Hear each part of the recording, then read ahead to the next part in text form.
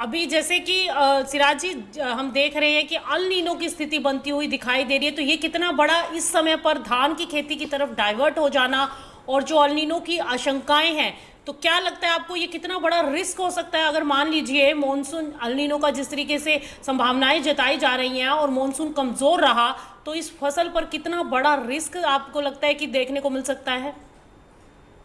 देखिए, जो हमारे वैज्ञानिक है, मौसम वैज्ञानिक है, हम्म। उन्होंने साफ तौर पे कहा है कि अल नीनो के जो संकट है वो आने को तैयार बैठा है। लेकिन हम्म।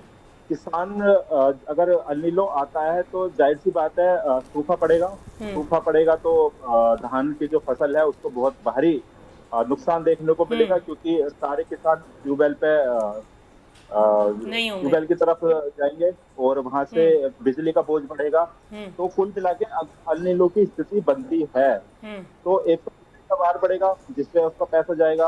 हम्म। जो का जो बिजली खर्च है वो बढ़ जाएगा, हम्म। तो उसमें फसल का रेट भी कम हो जाएगा। और अगर अल नीनो की स्थिति भयंकर हो गई तो फसल का भी कम से कम 20% जो उत्पादन है कम होगा।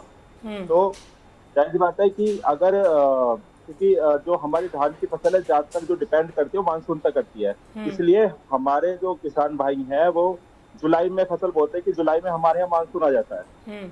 तो ज्यादातर डिपेंडेंसी जो है वो मानसून पे है। अगर अल नीनो आता है तो मानसून की स्थिति खराब हो जाएगी। हम्म। तो उसी को लेके जाहिर सी बात, चिंता का तो विषय है कि अगर अल नीनो आता है तो किसानों की जेब पर फर्क पड़ेगा उसका। हम्म।